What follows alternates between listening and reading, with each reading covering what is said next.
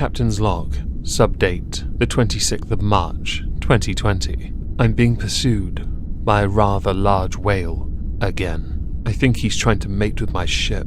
If he doesn't stop, it's likely he'll flood the Lovecraft with meaty man jam, whale jam. Ugh. Welcome everyone to the 29th exhibition of Stupid People. Today we have quite a number of subjects to go through, and first we're going to start with Gabriel, aka Happy Blobfish Productions, aka formerly Fat Samurai Productions.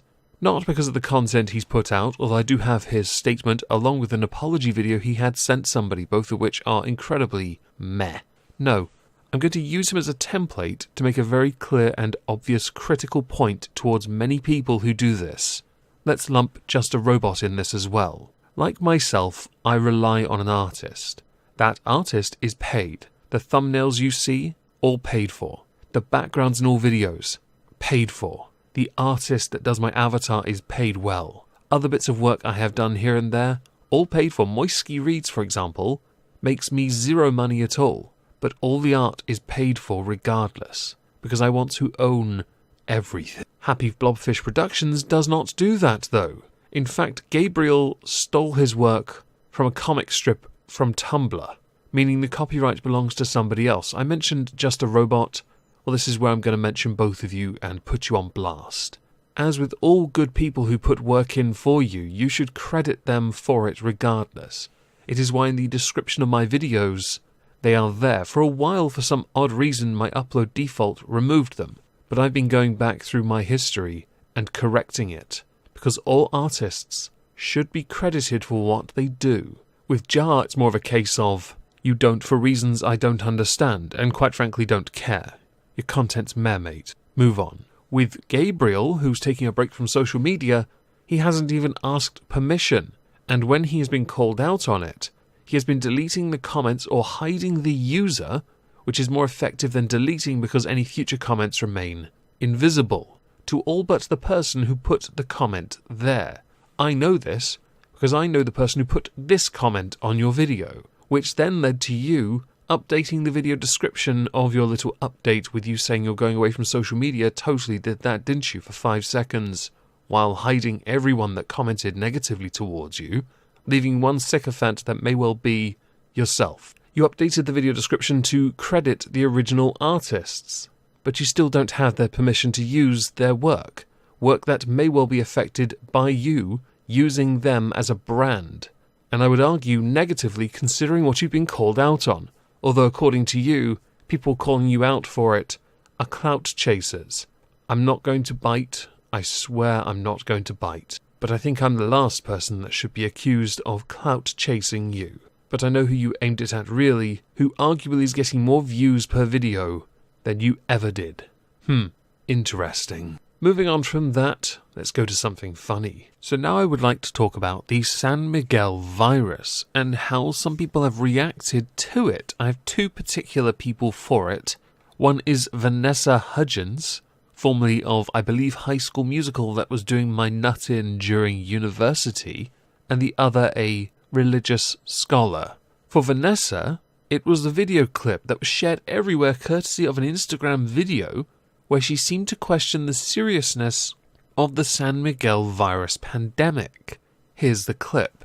Sorry, but it's a virus, I get it, I respect it, but at the same time, even if everybody gets it, yeah, people are gonna die. It's just terrible, but inevitable? Initially, Vanessa had said her comments were taken out of context. Bit hard to prove. Instagram videos don't exactly stick around for that long. This particular video came courtesy of an announcement made by Donald Trump, which was that the pandemic could stretch into July and August, with her seeming to downplay everything, and I get the feeling it was entirely for selfish reasons, because she gets it's a virus, everyone. She gets it. But since this happened, she issued an apology because she realised, I've dug so deep with this shovel, I'm almost through to the other side of the world. I don't want to be here anymore.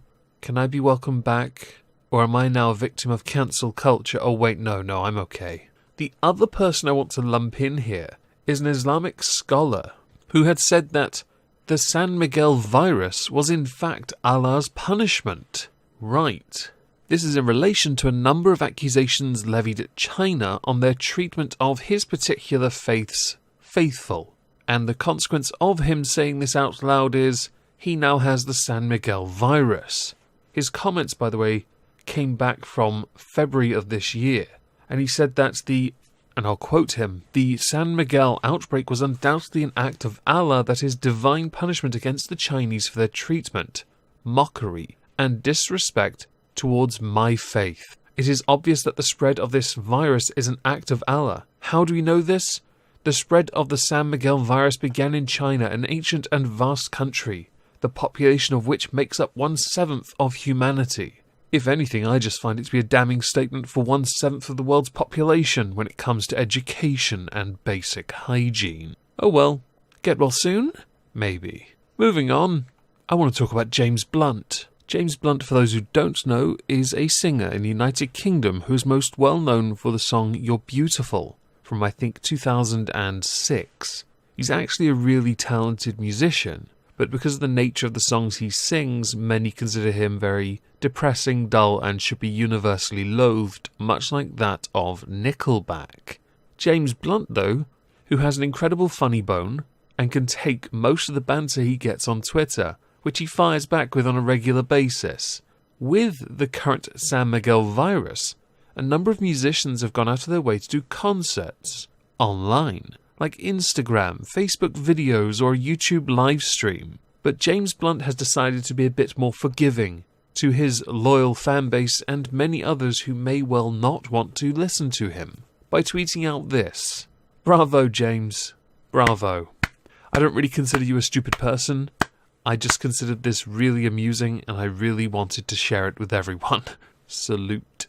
Move on to something else, because I've still got more to get through. So now I would like to talk about John Miller of Blaze TV, who hosts the White House Brief show. You may know Blaze TV because Lauren Chen, formerly Roaming Millennial, is signed with them and does a number of shows for them. John Miller on Twitter put out something quite interesting that got a lot of people talking, where he said you can be a transgendered American, but you cannot be a transgendered conservative. Maybe think about that as you're headed into the office to have your genitals destroyed. Ooh, this one's a spicy one, and I can somewhat understand why Blair replied with that. Yes, spicy stuff. John Miller since then has put out a number of replies, most notable of which was getting a lot of finger wagging from emasculated right now. I just want to be very clear that the official conservative position now is to be pro-transgender. That's the order. Just take it in so you can actually realise what a pathetic movement we've become. I'm sensing sarcasm. I'm okay with the sarcasm. But let's go back to the original tweet. There is an obvious separation between someone's gender identity and their political affiliation. A lot of people attribute this to whether or not someone is red-pilled or not, whether they are woke or not, and the list can go on from there. Progress a little. Somebody told me when I was discussing this that they find it fascinating that for the most part Republicans don't want the government in their lives as much, and Democrats want them in their lives more. This does seem to be oddly correct, because apparently we need all these laws to exist to make sure people are safe, which is where Republicans often get accused of being something phobic. As I'm not American, I cannot say with absolute certainty whether or not the rights of those who are trans in America are under attack, but I would defer to those who are American and trans to tell me that. If Blair White ever sees this, could you please tell me? Thank you, babe. Oh, and please make me a sandwich. You are wham enough. In fact, everyone just at her and tell her.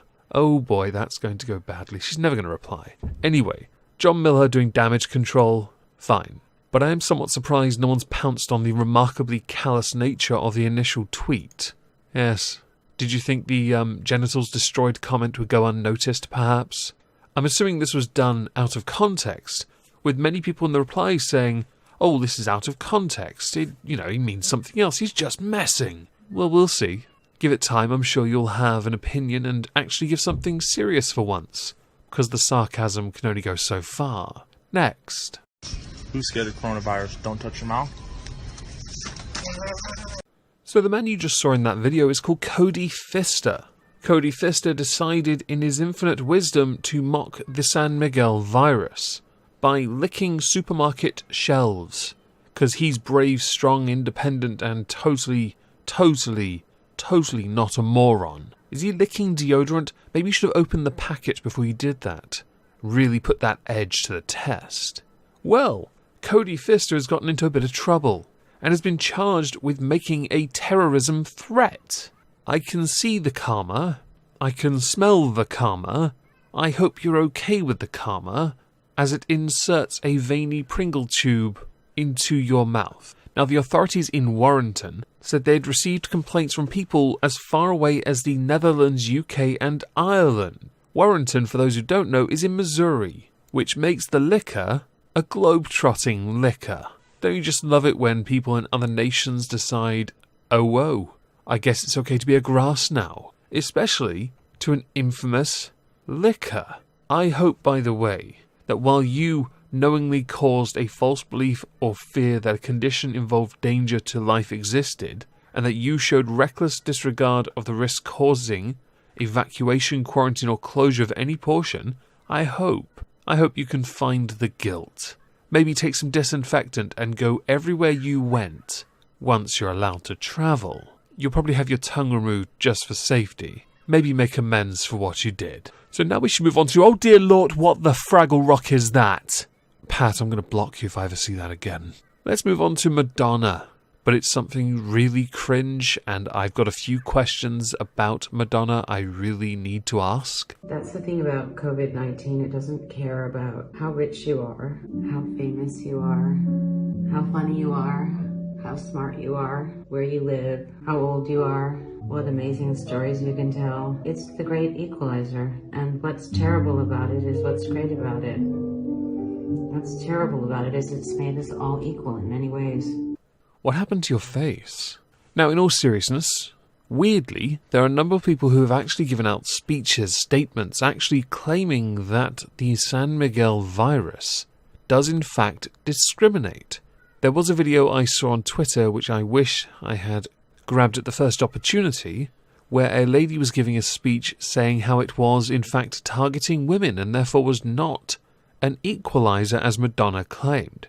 This is because in the caregiving industries, more women work there. Therefore, they were more exposed and, of course, being run down and susceptible to San Miguel. I'll let you all decide on the legitimacy of that one. To be honest, I just wanted to point out, I think in Madonna's isolation, the rose petals in her water, along with her being in that water for so long, has turned her into a rather odd-looking golem. Not going to judge.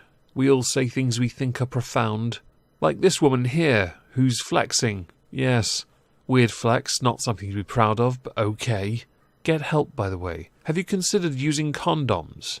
Or investing in really, really good, top-of-the-line, top-notch, like top-tier Sports Direct pull-out game? Should we go to our final story?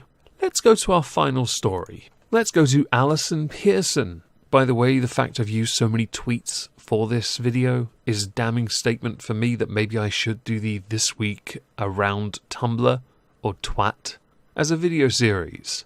Who tweeted out after this, let Made in China be a badge of shame. Hashtag San Miguel virus. Right. Not remotely helpful in the slightest. And I would say, how about we focus on the immediate problem? And if once cured, sanctions can be applied, definitely apply them. I'm sure Italy have many things they'd like to say. In fact, I can think of many countries that have lost many people that would like a word with a country that has done some quite serious damage to the world economy. One problem at a time, though. China is renowned for making high-quality goods. However, workers' rights, human rights, in fact, are all violated on a regular basis, along with, while they claim that animal produce is humanely and hygienically dealt with, there are still many people who lack the education to be able to understand this. China needs to do more to help educate their people, instead of just bullying them around, beating them, torturing them, and causing other unnecessary harm to them. How one does that to a country that makes up 1/7 of the world's population, I'm not entirely sure. But we'll let the Italians go first. And comments like this are not helpful, because made in China isn't the bad thing really, is it? Unless you're going to tell me now you've got a jar of San Miguel, maybe a bottle that says made in China, in which case you might not want to open it. Now, as we are done here, I'm very much interested to know what you think the stupidest was today. So please do let me know in the comments down below. There is a new video on Moisky Live concerning Wee Jimmy Cranky, and I will be streaming over on Omegon Plays tonight some Euro Truck Simulator 2. So if I don't see you there tonight, I hope you'll have a fantastic Thursday, or 4th day of quarantine, and thank you all for listening.